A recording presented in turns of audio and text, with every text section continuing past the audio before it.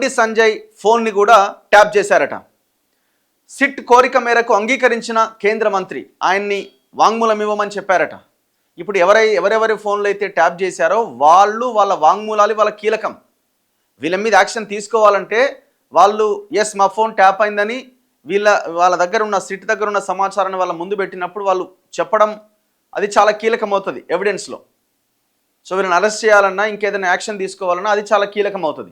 వాంగ్మూలం తీసుకుంటారు. జస్ట్ మీ phone tap అయింది, మీ దగ్గర ఏమైనా ఎవిడెన్స్ ఉందా, ఇగో ఈ ఆడియో మీదేనా. ఎందుకంటే ఆల్రెడీ ఎవరెవరి ఫోన్లు అయితే ట్యాప్ అయినాయో వాటికి సంబంధించిన కొన్ని ఆడియోలు సిట్ దగ్గర ఉన్నాయి. ఆ ఆడియోని వచ్చిన వాళ్ళకి వినిపిస్తున్నారు. ఈ ఆడియో మీదేనా, ఎస్ మాదే, టిక్ పెడుతున్నారు. ఈ ఫోన్ ట్యాప్ చేసిరని డిసైడ్ చేస్తున్నారు. సో అదే అంశాన్ని ప్రభాకర్ రావు ముందు, ప్రణీత్ రావు ముందు ఎవరెవరైతే నిందితులు ఉన్నారో దొంగలు వాళ్ళ ముందు పెట్టి విచారిస్తున్నారు.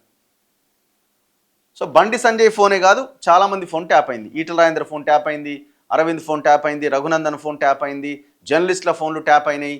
కాంగ్రెస్ మహేష్ కుమార్ గౌడ్ ఫోన్ కూడా ట్యాప్ అయిందని మొన్న ఆయన కూడా వెళ్ళి వాంగ్మూలం ఇచ్చిండు. రేవంత్ రెడ్డి ఫోన్ ట్యాప్ అయింది, వాళ్ళ ఫ్యామిలీ మెంబర్స్ ఫోన్ ట్యాప్ అయింది.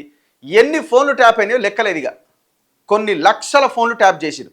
ఏ స్థాయిలో వీళ్ళు ఫోన్లు ట్యాప్ చేసిరంటే, మీరు ఇప్పుడు మనకు ఎవరైనా ఆ ట్యాపింగ్ దాంట్లో ఎవరైనా తెలిసిన వాళ్ళు ఇంకెవరైనా పోలీసులు ఎవరైనా ఉన్నారనుకోండి. ఎందుకంటే ప్రణీత్ రావు కింద ఒక 30 మంది టీం ఉంది, స్పెషల్ ఆపరేషన్స్ టీం పేరుతో, ఒకే సామాజిక వర్గానికి చెందిన ఎంప్లాయీస్.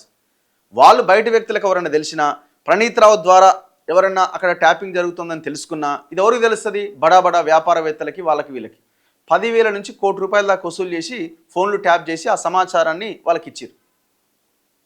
నేను ఒకరు ఫోన్ ట్యాప్ చేయాలనుకుంటున్నా, ప్రణీత్ రావుని కాంటాక్ట్ అయినా, ఈ ఫోన్ మనోడు కొంచెం ఎక్కువ చేస్తున్నాడు, వ్యాపారవేత్త, నాకు పైసలు ఇవ్వాలి, లేకపోతే నేనే వానికి ఇవ్వాలి, వాడు ఎక్కడెక్కడ పోతున్నాయో మనం తెలుసుకోవాలంటే 24 గంటల నాకు రికార్డింగ్ కావాలి. ఓకే డన్, ₹1 కోటి అవుతాయి, చలో ₹1 కోటి.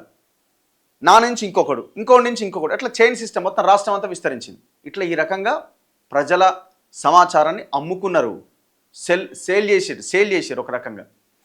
ఇట్లాంటి వ్యవహారం వేరే దేశాల్లో, ఇప్పుడు ఉత్తర కొరియా కిమ్ లాంటి దేశంలో అయితే గుండు కొట్టించి నడి రోడ్డు మీద నిలబెట్టి కాల్చవతల పడేస్తుండే.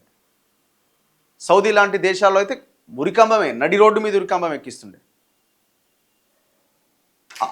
అంత దుర్మార్గంగా ఒక్కొక్క జిల్లాను ఒక్కొక్కటి ఫ్రాంచైజ్ తీసుకున్నాడు, ఒక్కొక్క జిల్లాను ఒక్కొక్క లీడర్ ఫ్రాంచైజ్ తీసుకున్నాడు. ఇప్పుడు ఇక్కడ స్టేట్ నుంచి జిల్లాలకు పోవాలి. అసలు యాక్చువల్గా జిల్లాల్లో ఏ స్థాయిలో జరిగిందో తెలుసుకోవాలి.